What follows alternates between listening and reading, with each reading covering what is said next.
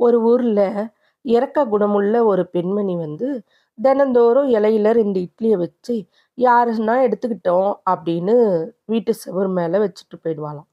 அந்த வழியா திரியிற ஒரு கூனல் முதுகு கிழவன் அத எடுத்துக்கிட்டு ஏதோ முனகிக்கிட்டே போவான். இதுவும் ஒரு தினசரி நிகழ்வா மாறிப் போச்சு. ஒரு நாள் மதில் அருகிலேயே நின்னு கிழவன் என்னத்தான் முணுகுறான்னு இந்த பொம்பளை கேட்டாங்களாம். அவன் முனகுனது இதுதான். "நீ செஞ்ச பாவம் உன்கிட்டயே இருக்கும். நீ செஞ்ச புண்ணியம் உன்னிடமே திரும்பும்." இதையே சொல்லிக்கிட்டு இந்த ஆள் இட்லி எடுத்துட்டு போறான் டெய்லி. நீ மவராசி நல்லா இருக்கணும்னு கையெடுத்து கும்பிட்டு, கை கால்ல விழலனா கூட, இட்லி நல்லா இருக்குன்னு பாராட்டலன்னா கூட, "ரொம்ப நன்றி தாயேன்னு சொல்லக்கூடவா தோணல? ஏதோ செஞ்ச பாவம் உன்கிட்டயே இருக்கும், செஞ்ச புண்ணியம் உனக்கே திரும்பும்னு தினம் தினம் உளறிட்டு போறானேன்னு" அந்த அம்மா புலம்ப ஆரம்பிச்சிருச்சு. இவன் என்ன பித்தனா? இல்ல சித்தனா? பரதேசி பையனான்னு திட்டிட்டு இருந்தது. நன்றி கெட்ட கூனன்னு நினைச்சு இந்த அம்மாவே மன உளைச்சலுக்கு ஆளானாங்க. நாளடைவில் அவங்க கோபம் தலைக்கேறி ஒரு நாள் கொலவெறியாவே மாறி போச்சு பாருங்க. ஒரு நாள் என்ன பண்ணிட்டாங்க, இட்லி மேல விஷம் கலந்து செத்து தொலையட்டும்ன்ட்டு மதில் மேல வைக்க போனாங்க. ஆனா ஏனோ அவங்க மனசு கலங்கிருச்சு.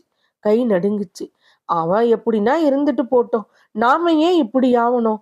அப்படின்னு சொல்லிட்டு அந்த விஷம் கலந்த இட்லிய சாக்கடையில எறிஞ்சிட்டு, வேறு நல்ல இட்லியையே மதில் மேல வச்சுட்டு அந்த அம்மா போயிட்டாங்க. அப்பதான் அவங்க மனசு அமைதியாச்சு. வழக்கம் போல கூனக்கிழவன் வந்தான். இட்லிய எடுத்துக்கிட்டு வழக்கம் போல, "நீ செஞ்ச பாவம் உன்கிட்டயே இருக்கும். நீ செஞ்ச புண்ணியம் உன்னிடமே திரும்பும்." அப்படின்னு சொல்லிக்கிட்டே போயிட்டான். அவன அப்படியே அறையலாம் போல இருந்துச்சு அந்த பெண்மணிக்கு. ஆனா அன்னைக்கு மதியம் வந்து கதவு தட்டப்படுற சத்தம் கேட்டு கதவை போய் திறந்து பார்க்கறாங்க. வாசல்ல வாலிபன் ஒருவன் ரொம்ப கசங்கி போன உடையோடு தள்ளாடி வந்து நிக்கிறான். வேலையோடு தான் திரும்புவேன்னு சொல்லிட்டு வீட்டை விட்டு போன பையன் அவன். அப்போ அம்மா வீட்டுக்கு திரும்பி வரும்போது, "என் பர்ஸு காணாம போயிடுச்சு. கையில காசே இல்ல. தெரிஞ்சவங்க யாருமே கண்ல படல. மணிக்கணக்குல நடந்து வந்துகிட்டே இருந்தேன். நல்ல வெயிலு. எனக்கு அகோர பசியா இருந்தது. மயங்கி விழுந்துட்டேன்.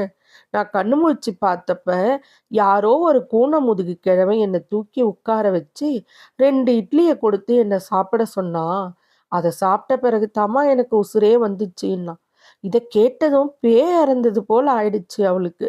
விஷம் கலந்த இட்லிய கூனனுக்கு குடுத்திருந்தா, அது என் மகனுக்கு இல்லவா எமனா ஆகியிருக்கும். ஆண்டவா! அப்படின்னு நினைச்சது அந்த தாய் உள்ளம் பதபதச்சிருச்சு. கண்கள்ல தண்ணியே வந்துருச்சு.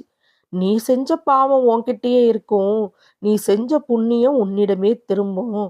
அப்படின்னு கூனன் சொன்னதோட பொருள் இப்பதான் அந்த அம்மாவுக்கு நல்லா புரிஞ்சுச்சு. உண்மைதாங்க. எல்லாருக்குமே எல்லாமே புரியறது கிடையாது. புரியிற வேலையில வாழ யாரும் இங்க இருக்கிறதும் கிடையாது. செய்த தர்மங்கிறது நம்ம ஏதோ ஒரு ரூபத்துல காக்கும். இதத்தான் முன்னோர்களும் சொல்லி வச்சிருக்காங்க. அதனால ஏதோ ஒரு தர்மம் செய்யுங்க.